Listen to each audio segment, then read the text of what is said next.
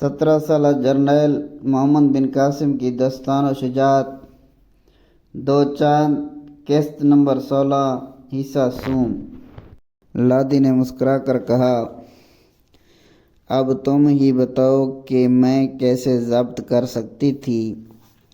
طاہرہ نے شوخی سے اس کی طرف دیکھتے ہوئے کہا، اور اگر مجھ سے بھی ضبط نہ ہو سکے؟ لادی نے ہنس کر کہا، تو تم بھی وہی کرو جو میں نے کیا ہے۔ طاہرہ نے اس کی کمر میں ہاتھ ڈال کر اس کا منہ اوپر کرتے ہوئے کہا، ضرور کروں گی۔ طاہرہ اس کا منہ چومنے کے لیے جھکی ہی تھی کہ ایک باندھی آ گئی۔ اسے دیکھتے ہی طاہرہ جلدی سے الگ ہو گئی۔ باندھی نے ہاتھ جوڑ کر کہا، مہارانی ان داتا تشریف لا رہے ہیں۔ دونوں کچھ بھونچکی سی رہ گئی اور ایک دوسرے کی طرف دیکھنے لگی۔ لادی نے کہا، کچھ حرج نہیں۔ ابھی اس کا فکر پورا بھی نہ ہوا تھا کہ دہر آ گیا۔ اس نے آتے ہی پہلے لادی اور پھر طاہرہ کو دیکھا۔ اسے دیکھ کر وہ دیکھتا ہی رہ گیا اور دیر تک ٹکٹکی لگائے دیکھتا رہا۔ کچھ دیر کے بعد بولا، آہا، دو چاند ایک کمرہ میں۔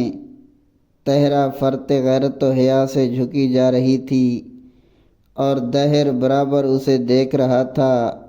اس نے کہا، یہ کفر کیسے ٹوٹا؟ یہ کپڑے کیسے بدلے گئے؟ لادی نے کہا، یہ مجھ پر احسان ہوا ہے۔ دہر، اچھا خیر، کسی پر احسان ہوا ہو لیکن ہوا تو صحیح۔ اب وہ بیٹھ گیا۔ اس کے سامنے رانی بیٹھ گئی۔ رانی کے پیچھے طاہرہ بیٹھی۔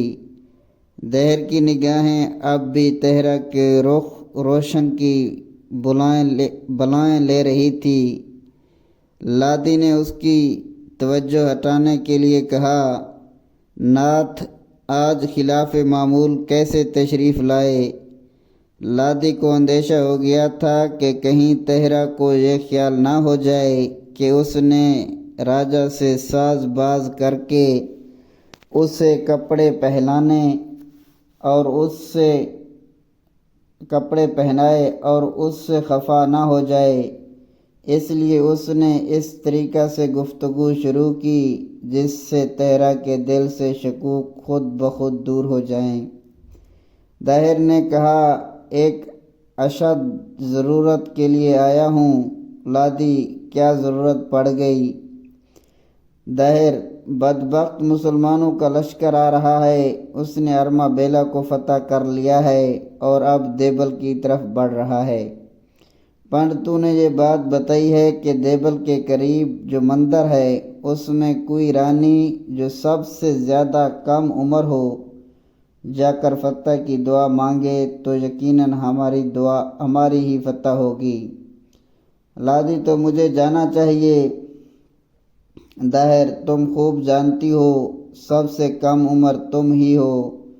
لادی، میں تیار ہوں، اور کون جائے گا؟ دہر، علاوہ سواروں کے چندر جائیں گے۔ لادی نے چوں کر کہا، چندر؟ دہر، ہاں، کیا تم کو کچھ اعتراض ہے؟ لادی، وہ کچھ اچھا آدمی نہیں ہے۔ دہر، اطمینان رکھو، وہ اچھا بن گیا ہے۔ لادی، بس تو مجھے کیا اعتراض ہے؟ دہر، اچھا تو تیار ہو جاؤ۔ لادی، کیا اسی وقت جانا ہوگا؟